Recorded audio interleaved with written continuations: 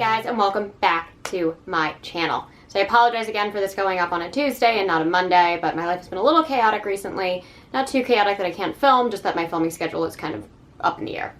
But today I'm really excited because I'm going to be doing a review on Darcy Coates' Dead Lake. If you watched my mini book haul video that I posted a little bit ago, this was part of that. I have now finished it. I'm slowly getting through that TBR list, which is great. And I picked this up pretty much because I just never heard of it before, and Darcy Coates is one of my favorite authors, and I wanted to see what it was all about.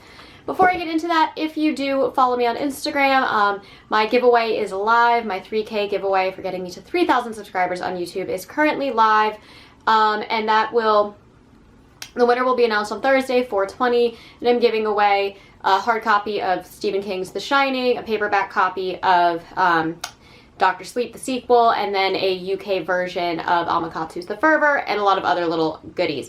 So follow me on @VioletPrynne, and you will see the details on how to enter that. Anyways, without further ado, let's talk about Dead Lake. Now, I really enjoyed this. This wasn't my favorite Darcy Coates story of all time, but it was very cliche Darcy Coates. It did have a lot, it did have some of that more creepy, not necessarily body horror, but like gore-ish horror. I guess it's body horror, but it's also kind of gory. The creatures in this, there are some like zombie style creatures in it. I love when Darcy Coates writes about these kind of decaying creatures as if they were ghosts. She's done that in several of her other novels before, or like a weird spin on the undead. I really like that because her descriptions are so scary, and yet her tone overall is always so like light and cozy and comforting, but like still kind of on that like mysterious, ambiguous, dark edge. And then she just hits you with a description of a creature and you're just like, oh my god, that is absolutely terrifying. Darcy Coates is a really unique writer. I really enjoy her stuff, and I try and read all of the books that I can get my hands on. So this is the story of an artist named Sam who is staying in her uncle's lakeside cabin in the middle of the woods, very far from civilization, for a week to get inspired for an upcoming art show. When she is there, she sees a man out on the dock that is supposed to be condemned or dilapidated. It's just not safe to be on, and she starts seeing this man all over the place, even though she is in a deserted cabin. Pretty much, even though she's in like the wilderness away from civilization, in a private property like cabin that is away from trails, and no random person should be able to get to her cabin. And creepy chaos ensues. And I really loved this. I think it wasn't, like I said earlier, it wasn't the greatest thing that I've read from Darcy Coates, and it's very short. It's only like 115 pages. But it does a great job of setting up a very creepy premise. I really love this idea of being trapped in a cabin alone in the woods. I've read a lot of books about that recently, and I think this does just such a great job of like the fear that comes with that isolation when you are all of a sudden faced with something that shouldn't be there, or a situation that you're not sure you're going to be able to get out of without help. And I thought it was very well done.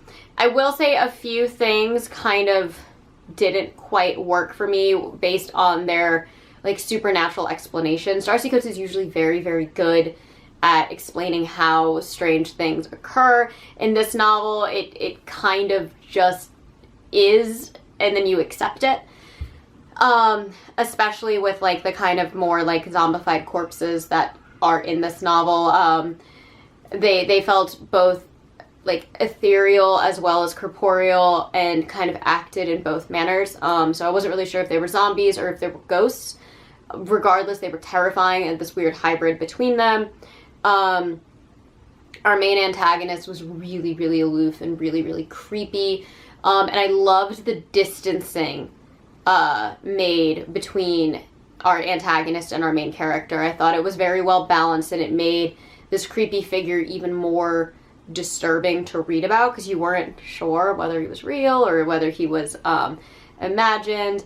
Very, very much like the space cowboy, or in the movie he's known as the Moonlight Man. In Gerald's Game, there was this weird, like, it could be there, it could not, and I really, really liked that aspect of it. I really loved the humanity that went into Sam. I like that even though it was a short novel, we really got her backstory and got to know who she was and why she was where she was. I loved the idea of art through subconscious. I loved the descriptions of her paintings. I love how she was using her paintings to figure out what was going on. But I have to say my absolute favorite scene in this whole novel is when Sam is starting to really feel isolated in the cabin and discovers that she has a two-way radio and calls into a radio station. And it definitely helped explain the lore of what was going on to the reader without really giving everything away. But so when everything was revealed at the end, you were like, ah, I understand it. But it was just such a fun and kind of charming scene of like this woman in a cabin just chatting with this like sort of inebriated radio host who's really into conspiracies and ghost stories. And I really, really loved it. It was just so like fun and lighthearted, but super creepy and weird at the same time. And it was just a joy to read. It was just a very, very Darcy Coates moment in a horror story.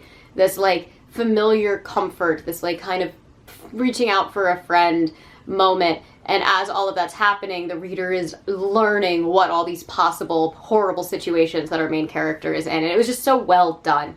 I really like when Darcy Coates writes shorter works. I said earlier that in a few videos ago that I read The Fallcroft Ghost, which is one of my favorite Darcy Coates novels ever.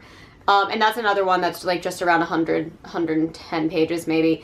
And that one is just so beautifully done, and the way that she can capture so much from just a few characters and a few pages and really tell this great kind of unnerving story is just fabulous. And I love Darcy Coates. She's always a great palette cleanser when I want something that's still scary and spooky, but I don't want to feel like disturbed at the end, because there's almost always a happy ending. And this was no different. I know I said with From Below that I thought Darcy Coates was taking a much darker turn from her typical narrative. And this book, I believe, was written 3 years ago, back in like 2020. But it did have those moments that I saw in From Below, which is definitely the darkest thing that I think she's written. And her breakout novel, The Haunting of Ashburn House, at least breakout to me, I'm pretty sure that was her breakout novel. But it's I think my favorite novel by Darcy Coates. I just always go back to it as just like blowing me away. But those novels all had this like element of something slightly scarier than I was expecting with the tone and the setup of the story. And Dead Lake definitely carried that as well. And I really like darker Darcy Coates and some of the more lighthearted ones that she's done. Like Craven Manor. Like I loved the idea of Craven Manor, but to me Craven Manor was very like Disney's The Haunted Mansion. And then you get something like The Caro Haunt, which is more like a toned down version of Hell House by Richard Matheson, or even like the H.H. Holmes Hotel, the H.H. Holmes Murder Castle. So she's definitely this like fine thread between cozy and horror, and I say this in all of them. And this one I would say is right on that middle, but it does have these moments that really lean more into horror than some of her typical novels do. And I really, really, really enjoyed that.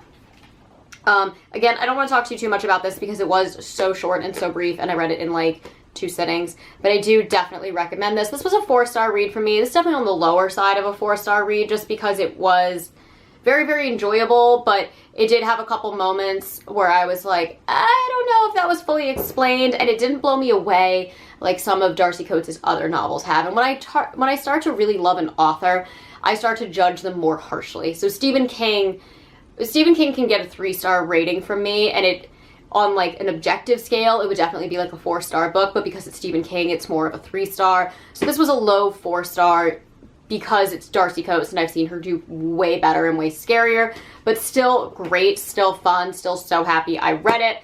And I did finally order The Twisted Dead. I can't find it anywhere, so I did have to cave and order it on Amazon, which was really annoying.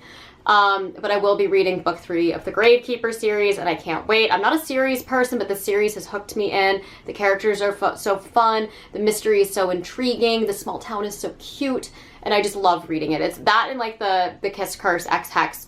Those are like my 2 series right now that I'm just like keep pumping out these books because they are so good and so cute and so charming and great palette cleansers while still being spooky. So yeah, 4-star read for me. definitely check out Dead Lake. This is a great like summer read, like a quick like you're going camping for like a weekend. Bring this book with you. It'll keep you scared, but not like scared enough that it ruins your trip. Anyways, that is all that I have for you guys today. As always, I post every Monday and Thursday, hopefully, as well as sometimes on Saturdays. You'll usually always get 2 videos out of me every single week.